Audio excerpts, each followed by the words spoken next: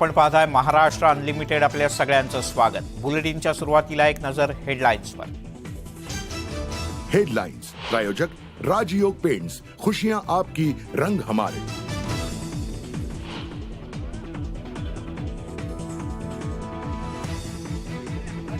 अजितदादांना मुख्यमंत्री करायचं असेल तर जोमानं काम करा. छगन भुजबळ यांचं पदाधिकारी आणि कार्यकर्त्यांना आवाहन.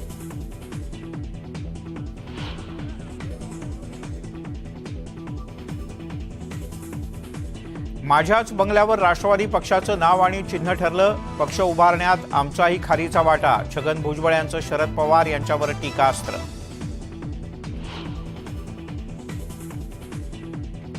अजित पवार गटासोबत असणारा 42वा आमदार नवाब मलिक असल्याची सूत्रांची माहिती. निवडणूक आयोगाच्या सुनावणीत अजित पवार गटाकडून 42 आमदार सोबत असल्याचा दावा.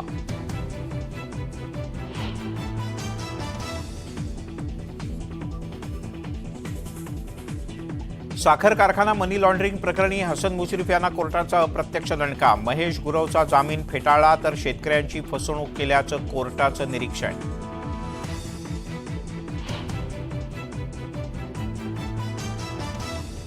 राजकीय लढाईसाठी शरद पवार यांना हुकुमशाह म्हणणं चुकीचं. हुकुमशाह शब्द ऐकून वेदना झाल्या. सुनावणीच्या मुद्द्यावर बोलताना जितेंद्र आव्हाड भाऊक.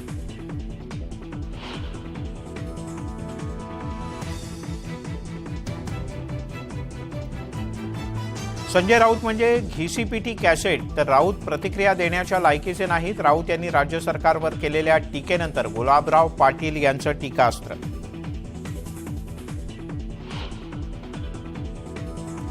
आणि दहशतवादी हल्ल्यानं इस्रायल हादरलं. पॅलेस्टिनी दहशतवादी संघटना हमासनं इस्रायलवर डागली रॉकेट्स.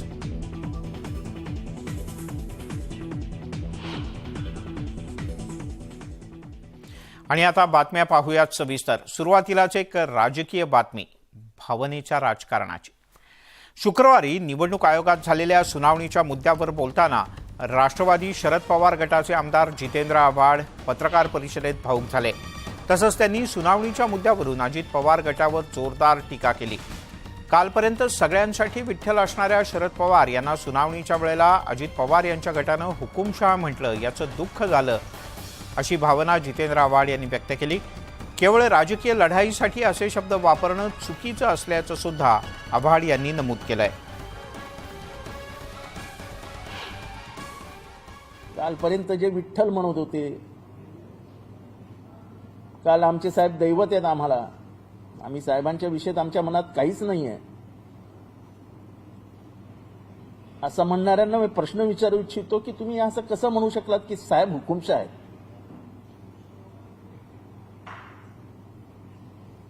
साहेब लोकशाही न मानणारे आहेत.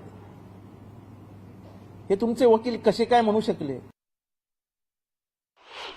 वयाच्या 84व्या वर्षी त्या माणसाचं हृदय आजही महाराष्ट्रासाठी धडधड धडधड धडधड करत असतं. त्याच्याबद्दल कालचे उद्गार हे दुर्दैवी होते, अनाकलनीय होते. आणि आपण आपल्या वकिलांनी आपल्याला काय ब्रीफिंग केलं, आपण आपल्या वकिलाला काय सांगितलं हे मला माहीत नाही, पण कमीत कमी ह्याच्यापुढे तुमचा वकील हे बोलणार नाही. अजित पवार यांना मुख्यमंत्री करण्यासाठी जोमानं काम करा असं आवाहन मंत्री छगन भुजबळ यांनी पदाधिकारी आणि कार्यकर्त्यांना केलंय. तसंच न्यायाचा तराजू हा अजित पवार यांच्या बाजूनं झुकणार असा दावा देखील त्यांनी केला. राष्ट्रवादी काँग्रेस पक्ष उभारण्यात आमचाही खारीचा वाटा आहे. पक्षाचं नाव आणि चिन्ह देखील माझ्याच बंगल्यावर ठरलं असंही भुजबळ यांनी नमूद केलं. पक्षासाठी अहोरात्र काम केलं तरी शरद पवार यांच्या टार्गेटवर फक्त छगन भुजबळ असल्याची खंत त्यांनी व्यक्त केली.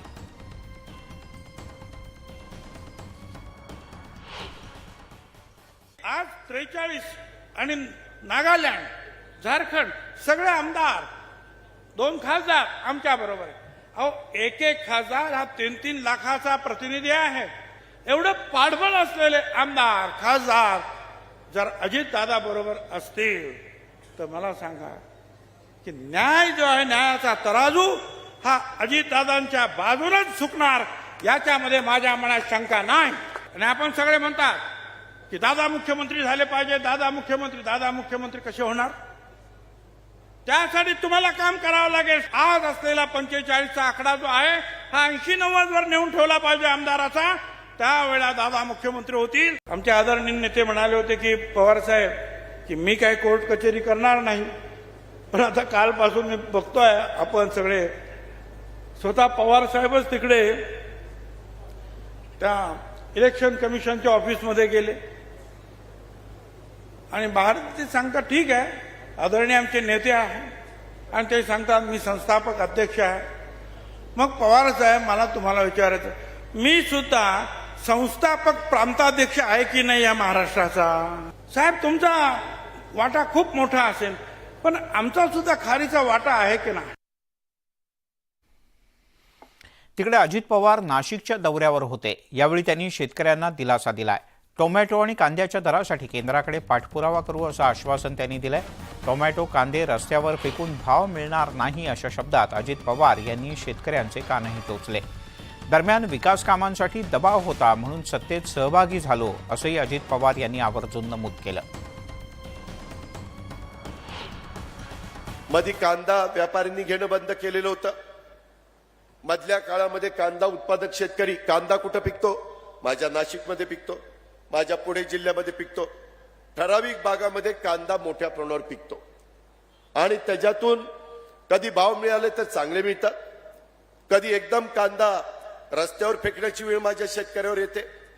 आम्ही पण विरोधी पक्षामध्ये असताना कित्येकदा कांद्याच्या माळा करून सभागृहामध्ये गेलो आणि कांद्याला अधिकचा अनुदान द्या अशा प्रकारची मागणी त्या काळामध्ये केली आणि 350 रुपये क्विंटलला ती अनुदान देण्याच्या बद्दलचा निर्णय आपण घेतला. शेतकऱ्यांनो, आम्ही सगळेजण तुमच्या बरोबर आहोत. तुम्हाला कदापि वाऱ्यावर त्या ठिकाणी सोडणार नाही.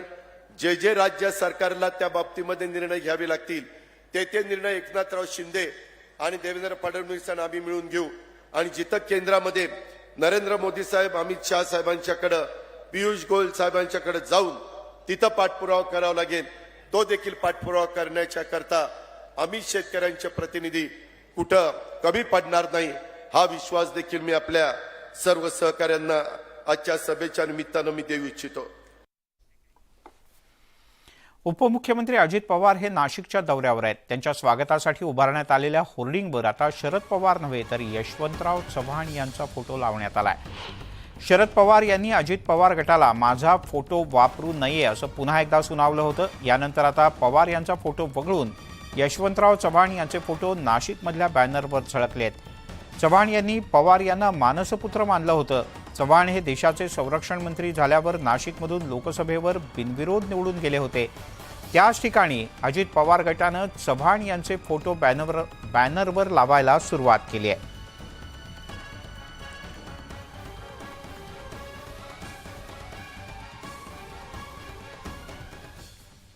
अजित पवार गटाच्या सोबत असणारा 42वा आमदार कोण असा प्रश्न विचारला जात होता, पण हा 42वा आमदार नवाब मलिक असल्याची माहिती सूत्रांनी दिली. निवडणूक आयोगात पक्षाचं चिन्ह आणि नावाच्या संदर्भात सुरू असलेल्या सुनावणीत आपल्यासोबत 42 आमदार असल्याचा दावा अजित पवार गटानं केलाय. तर पक्षाच्या अजित पवार गटाच्या नव्या कार्यालयात नवाब मलिक यांच्यासाठी एक केबिन राखीव ठेवण्यात आले. 1.5 वर्षांच्या शिक्षेनंतर वैद्यकीय कारणास्तव जामिनावर बाहेर असलेल्या नवाब मलिक यांची शरद पवार आणि अजित पवार या दोन्ही गटांच्या नेत्यांनी भेट घेतली होती. ते कोणाची वाट धरणार याची चर्चा होती, पण आता नवाब मलिक अजित पवार गटासोबत जोडले गेल्याचं सूत्रांचं म्हणणं आहे. आमच्याकडे अजून ती माहिती नाही आहे. ते त्यांना प्रसारमाध्यमांशी बोलण्यास मज्जाव कोर्टाने केलेला आहे, त्यामुळे ते काही बाहेर बोललेले नाही आहेत. त्यामुळं तुम्ही जे म्हणताय ते काय आम्ही अजून ऐकलेलं नाही आहे. तिकडे हसन मुश्रीफ यांना पीएमएलए कोर्टानं प्रत्यक्ष दणका दिलाय. सरसेनापती संताजी घोरपडे साखर कारखाना मनी लॉन्ड्रिंग प्रकरणी हसन मुश्रीफ आणि त्यांच्या मुलांनी मिळून कट रचला आणि शेतकऱ्यांची फसवणूक केली आहे असं प्राथमिकदृष्ट्या स्पष्ट होत आहे असं कोर्टानं निरीक्षण नोंदवलंय. मुश्रीफ यांचे कथित सीए आणि कारखाना ऑडिटर महेश गुरव यांचा जामीन अर्ज न्यायालयानं फेटाळला आहे.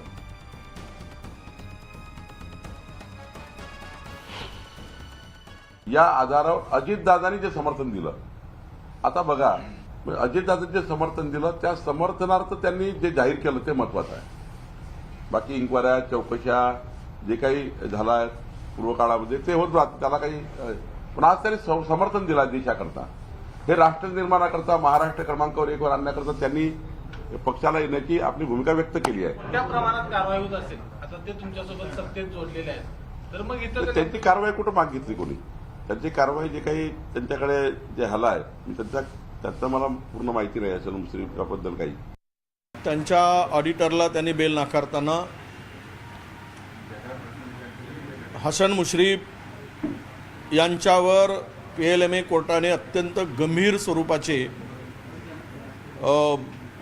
निरीक्षण नोंदवले आहे. खरं तर या साखर कारखान्याच्या परिसरातील शेतकऱ्यांची फसवणूक झाल्याचं कोर्टाचं आता निरीक्षणातून स्पष्ट झालेलं आहे. आता या मंत्रिमंडळातून हसन मुश्रीफ यांना 1 मिनिटसुद्धा त्या पदावर सरकारला थोडी तरी इमानदारीची चाळ असेल, थोडी तरी प्रामाणिकपणाची आणि शेतकऱ्याच्या संदर्भात कणव असेल तर शेतकऱ्याला फसवणाऱ्या हसन मुश्रीफ यांची तात्काळ मंत्रिमंडळातून हकालपट्टी करावी. हसन मुश्रीफ तर जेलमध्ये त्याला सगळे पाठवणार होते ना, मग तो जेलमध्ये गेला नाही, तो मंत्रिमंडळात गेला, डायरेक्ट मंत्रिमंडळात. त्याच्यामुळे अनेक साखर कारखानदार ज्यांच्यावर भ्रष्टाचाराचे आरोप आहेत ते सध्या मुलुंडला असतात, आम्हाला पण मंत्री करा सांगण्यासाठी. हा संताजी घोरपडे साखर कारखाना हसन मुश्रीफना जेलमध्ये टाकायला कोण निघालं होतं? हेच भाजपवाले ना. आता काय झालं? हायकोर्टाचे ताशेरे आहे, तुम्ही पुरावे दिलेले आहात. या माणसानं गेल्या 10 वर्षामध्ये ज्यांच्यावर आरोप केले भ्रष्टाचाराचे ते सगळ्यात भारतीय जनता पक्षामध्ये उच्च पदावर आहे. उभाठा गटाचे खासदार संजय राऊत यांनी मुख्यमंत्री एकनाथ शिंदे, उपमुख्यमंत्री देवेंद्र फडणवीस आणि अजित पवार यांच्यावर घणाघाती टीका केली होती. टीका करताना त्यांची पातळी घसरली. यावरून आता शिवसेना आणि भाजपनं त्यांना खडे बोल सुनावले आहेत. राऊत हे प्रतिक्रिया देण्याच्या लायकीचेच नाहीत असं उपमुख्यमंत्री फडणवीस यांनी म्हटलंय. तर अशा प्रकारच्या टीकेमुळे उभाठा गटाचीच प्रतिमा जनतेत मलिन होत असल्याचा टोला शिवसेना शिंदे गटाचे नेते संजय शिरसाट यांनी लगावलाय.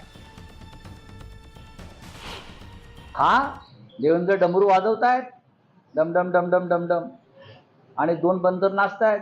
दुसरं यांच्या हातात आहे काय? नाच मदारी. संजय राऊतांना मी कधीच उत्तर देत नाही, कारण उत्तर देण्याच्या लायकीचे ते नाहीत. लायकीचे नाही याचा अर्थ असा आहे की ते काहीही बोलतात, आणि जर काही बोलणारा व्यक्ती आहे त्याला काय उत्तर आपण द्यायचं? 11 लाखांचं बक्षीस असलेल्या जहाल महिला नक्षलवादी रजनी उर्फ कलावती समय्या वेलादी हिनं गडचिरोली पोलिसांच्या समोर आत्मसमर्पण केलंय.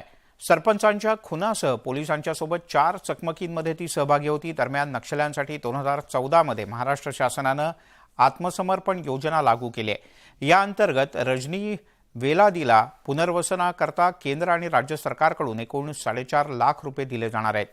याशिवाय नवेगाव परिसरात भूखंड दिला जाणार असून रोजगार सुद्धा मिळवून दिला जाईल. जहाल नक्षलवादीने आज गडचिरोली पोलीस दलासमोर आत्मसमर्पण केलेलं आहे. एकूण 11 लाख रुपयाची बक्षीस होते. महाराष्ट्र गव्हर्नमेंटचे 6 लाख रुपये आणि छत्तीसगड गव्हर्नमेंटचे 5 लाख रुपये. 11 लाख रुपयाची बक्षीस होती.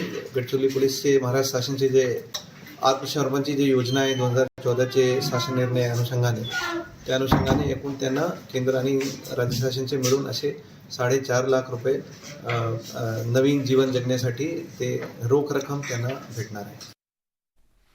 सिक्कीम इथे झालेल्या ढगफुटीच्यामुळे प्रचंड नुकसान झालंय. या ढगफुटीमध्ये महाराष्ट्रातून सिक्कीममध्ये पर्यटनासाठी आलेले काही जण अडकलेत.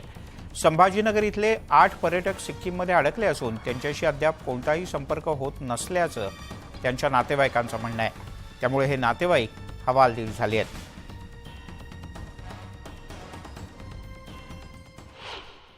माझा मुलगा आणि आणखीन त्याचा मित्र, हे माझा मुलगा कुणाल सुरेश सहारे, त्याचा मित्र सहेज जैन हे फॅमिलीसह सिक्कीमला फिरण्यास गेलेले आहे. 3 दिवस अगोदर त्यांचा फोन आलेला होता, नंतर की त्यांच्याशी कॉन्टॅक्ट झालेला नाही. तिकडे ढगफुटी झालेली आहे की त्यांच्याशी काही कॉन्टॅक्ट होऊन नाही आला. आम्हाला सरकारला एकच गोष्ट सांगायची आहे, सिक्कीम सरकार, केंद्र सरकार यांनी पुरेपूर प्रयत्न करून त्यांना हेलिकॉप्टरच्या सहाय्याने किंवा जे काही कार्य करता येईल त्यांना लवकरात लवकर सुखरूप काढण्यात यावं आणि ते लवकरात आमच्या घरी यावे सुखरूप, हीच आमची विनंती सरकारला. पुण्यातील प्रसिद्ध झेड ब्रिजच्या जवळ भरधाव वेगानं जाणाऱ्या कारनं अनेक वाहनांना धडक दिली. या अपघातात रस्त्यावरून जाणाऱ्या एका व्यक्तीचाही मृत्यू झालाय. कारनं 2 ते 3 दुचाकी आणि एका रिक्षाला जोरदार धडक दिली. या अपघातात रिक्षा चालक सुद्धा गंभीररित्या जखमी झालाय. पोलिसांनी कारचा चालक आणि त्याच्या साथीदाराला अटक केली. दोघेही मद्यधुंद अवस्थेत असल्याचं तपासणीत समोर आलं. पुढे बाईकवाले वगैरे होते, त्यांना उडवत माझ्या गाडीवाला मला धडकून पुढे जाऊन 2-3 जण उडून त्या खांबावरती त्यांनी जाऊन आदळली. गाडी 100च्या स्पीडला होती. गाडी जागेवर त्यांनी 100च्या स्पीडला उचलली. गाडी काही हाटीमाटी नाही, काय नाही, सगळी चुकी त्याची. जागेवर त्यांनी पेलेले दोघं पण. तुम्ही रिक्षा चालक आहे ना? तुमच्या रिक्षामध्ये किती पॅसेंजर होते? 3 वाजता. त्यांना किती लागले? त्यांना नाही काय लागलं. नाही लागलं. मी गाडी त्याची हे बघून मी गाडी स्लो केल्यामुळे मग मी तरी पण मला वाटलं की त्याला उडून तो सरळ त्या मार्गे जाईल ना, तर तो रॉंग साईडने मला धडकून मग तिकडे गेला. धाराशिव तालुका आणि तुळजापूर तालुक्याच्या काही भागात बिबट्या गेल्या 7 दिवसांपासून धुमाकूळ घालतोय. दरम्यान शेळीची शिकार करताना बिबट्या वनविभागाच्या कॅमेऱ्यात कैद झालाय. नागरिकांनी बिबट्याला लवकरात लवकर जेरबंद करावं अशी मागणी केली आहे.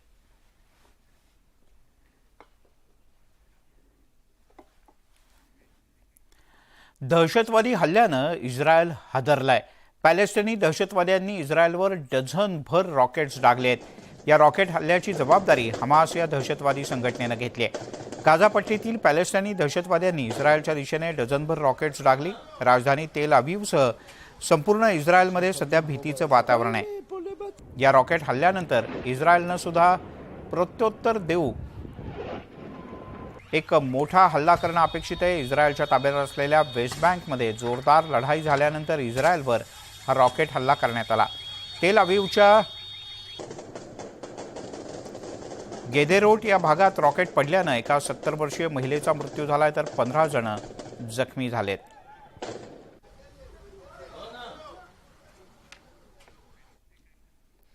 न्यूज 18 लोकमतला महाराष्ट्राच्या प्रेक्षकांनी पसंती दिली असून सगळ्यांना मागे टाकत चॅनल तुमच्या आवडीचं न्यूज 18 लोकमत आता 2ऱ्या क्रमांकावर पोहोचलाय. या यशाबद्दल न्यूज 18 लोकमतवर शुभेच्छांचा वर्षाव होतोय. राजकीय असतील, सामाजिक असतील, शैक्षणिक क्षेत्रातले असतील किंवा आपण आपत्तीजनक अशा प्रकारच्या घटना घडलेल्या असतील, त्या ठिकाणी हा रिपोर्टर एकदम एक ग्राउंड लेवलला जाऊन त्या ठिकाणी बातम्या देण्याचा लोकमतच्या माध्यमातून तो प्रयत्न करतो. आणि त्यामुळे या ठिकाणी जे 2 नंबरला IBN लोकमत आलेले आहे आणि भविष्य काळामध्ये या ठिकाणी 1 नंबरला येईल अशी मी या ठिकाणी शुभेच्छा व्यक्त करतो. त्यामुळे सगळ्या प्रेक्षकांचे मनपूर्वक आभार आणि त्यांचंही अभिनंदन. या बुलेटिनमध्ये इथेच थांबूयात. पाहत राहा न्यूज 18 लोकमत.